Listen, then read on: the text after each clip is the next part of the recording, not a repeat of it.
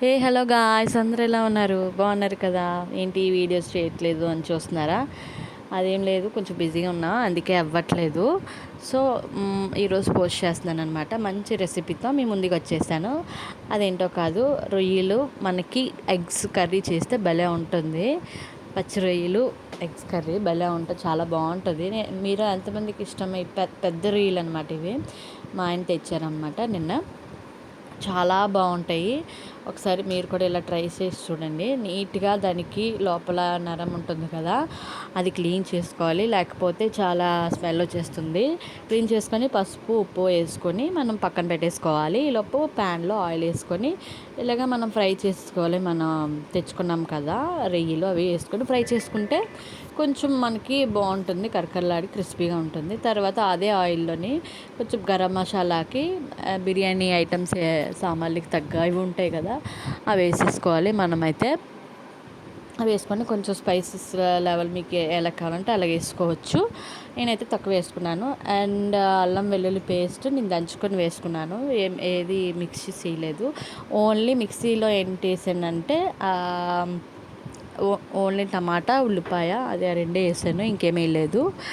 So మీరు కూడా చూస్తారు కదా, అలాగ కొంచెం కలిపాక కరివేపాకు, కొత్తిమీర, పుదీనా ఏముంటే వేసుకోవచ్చు. నెక్స్ట్ మనం ఆనియన్స్ చిన్న ముక్కలుగా కట్ చేసుకున్న ఆనియన్స్ వేసేసుకోవాలి. వేసుకున్నాక కలుపుకోవాలి, బాగా కలుపుకోవాలి, గోల్డ్ కలర్లో వచ్చే వరకు కలుపుకోవాలన్నమాట.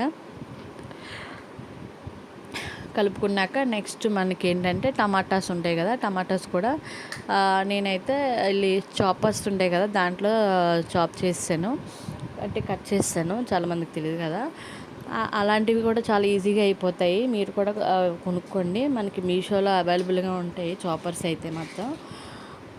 తప్పకుండా కొనుక్కోండి. అండ్ నేను పచ్చిమిరపకాయలు కూడా వేసుకున్నాను, టేస్ట్గా ఉంటుంది. సో అండ్ తర్వాత మనం రొయ్యలు తీసుకున్నాం కదా, ఆ రొయ్యలు కూడా పక్కకి ఇందాక తీసుకున్నాం కదా, అవి సైడ్కి ఉంచుకోవాలి. అందులో పట్టు మాత్రం తీసేయాలి, స్మెల్ వచ్చేస్తుంది. తర్వాత మనం ఇలాగా టమాటా ప్యూరీ లాగా వచ్చేస్తుంది అనమాట, చాపర్స్తో మనం చాప్ చేసుకుంటే. చూడండి ఎంత బాగుందో, అంత ఇదిలా వచ్చేసింది కదా, జ్యూసీలాగా. సో అందుకనే చెప్తున్నాను, ఎవరికైనా టైం ఉండదు కదా కొంతమందికి కట్ చేయడానికి, అలాంటప్పుడు ఇలాంటి చాపర్స్ అనేవి మనకి యూజ్ అవుతాయి, అందుకనే చెప్తున్నాను. ఓకేనా? అండ్ తర్వాత కారము, ఉప్పు, పసుపు అన్నీ వేసుకొని ఇంకొద్దిగా మగ్గించుకోవాలి. తర్వాత మనం ఎగ్స్ మనం ఫ్రై చేసుకుని పక్కన పెట్టేసుకోవాలన్నమాట. 5 ఎగ్స్ నేను చూపించలేదు, మర్చిపోయాను. మీరైతే 5 ఎగ్స్ ఫ్రై చేసుకున్న పక్కన పెట్టేసుకోండి ముందే, ఫ్రై చేసుకోకపోతే అస్సలు బాగోదు.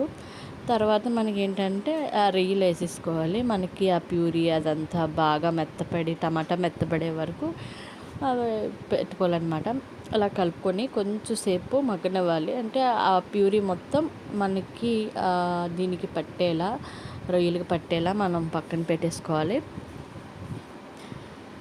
కలుపుకోవాలన్నమాట, బాగా కలుపుకుంటేనే దానికి మొత్తం పడుతుంది మసాలా అంతా. తర్వాత మీకు కావాల్సి వస్తే వాటర్ వేసుకోవచ్చు, లేదంటే ఇలానే మనకి చపాతీల్లో కానీ, ఇంకా పూరీలో కానీ, దోశల్లో కానీ, దీంట్లోకైనా చాలా బాగుంటుంది కర్రీ అనేది, ఎక్సలెంట్గా ఉంటుంది. నేనైతే అలానే చేసుకుంటాము. నేనైతే ఒక గ్లాస్ వాటర్ వేసుకున్నాను అంతేనే, వాటర్ అయిపోతే బాగోదు కదా, కొంచెం ఉడకదు. సో అందుకనే వాటర్ వేసుకోవచ్చు, వాటర్ వేయకుండా కూడా మీరు చేసుకోవచ్చు. నేనైతే ఈ విధంగా చేసుకున్నాను, మీరు ఏ విధంగా చేస్తారో నాకు కమెంట్ సెక్షన్లో కమెంట్ చేయండి. ఓకేనా? అండ్ ఇక నేను ఒక 5 గుడ్లు వేసుకున్నాను అనమాట. ఎగ్స్ వేసుకొని అలా కలుపుకోవాలి. కలుపుకొని అది దాంట్లో ఆ గ్రేవీ అంతా ఆ ఎగ్కి పట్టేంత వరకు మనం వెయిట్ చేయాలన్నమాట. అంతవరకు వెయిట్ చేస్తే భలే ఉంటుంది. చూడండి ఎంత బాగా వచ్చిందో కదా, స్లో మోషన్లో తీసాను, చాలా బాగుంది. నాకైతే యమ్మీగా అనిపించింది. మీకు ఏమనిపించిందో నాకు కమెంట్ సెక్షన్లో తప్పకుండా కమెంట్ చేయండి. అండ్ ఇంకోటి, నా వీడియో ఎవరైతే ఫస్ట్ టైం చూస్తున్నారో తప్పకుండా లైక్ చేయండి, షేర్ చేయండి, సబ్స్క్రైబ్ చేసుకోండి. చాలామంది చూస్తున్నారు కానీ లైక్ చేయట్లేదు. సో ప్లీజ్ ఒక్క లైక్ చేస్తే మాకు కూడా ఎంకరేజ్మెంట్గా ఉంటుంది కదా. So like my video. Thank you so much for watching. ఇది మన వీడియో అనమాట. లాస్ట్లో మనకి గార్నిష్ కోసం కొత్తిమీర వేసుకొని మనం స్టవ్ ఆఫ్ చేసేసుకోవచ్చు. ఈ విధంగా అయితే నేను చేసుకున్నాను. మీరు ఏ విధంగా చేస్తారో నాకైతే కామెంట్ సెక్షన్లో కామెంట్ చేయండి. Thank you. Bye bye.